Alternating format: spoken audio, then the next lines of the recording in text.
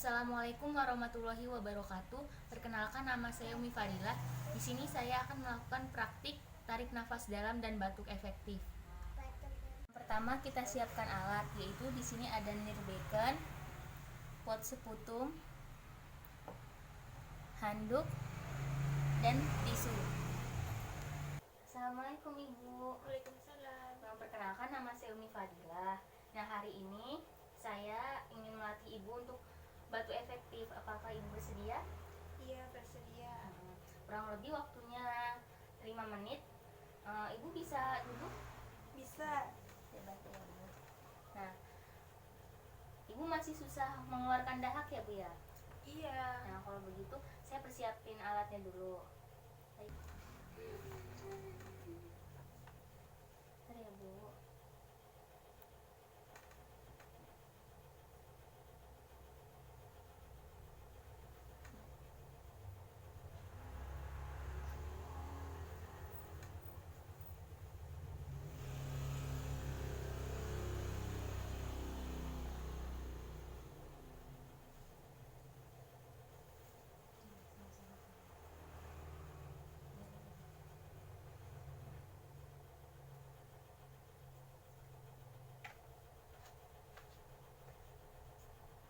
Nah, nanti Ibu tarik nafas 3 kali ya, Bu ya.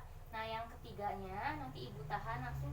Kalau saya bilang keluarkan sekretnya atau dahaknya, keluarkan ya, Bu ya, dibatukan. Iya. Nah, kalau begitu kita tarik nafasnya sekarang ya, Bu ya. Saya hitung ya, Bu. Nafas yang pertama, keluarkan.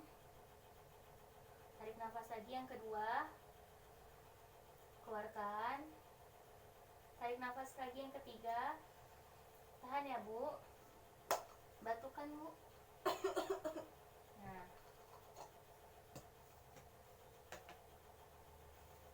apakah Ibu sudah merasa lega? Sudah. Yang baik.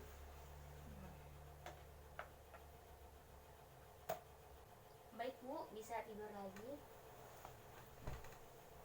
Ya, bagaimana setelah dilakukan batuk efektif? Apakah Ibu merasa lega?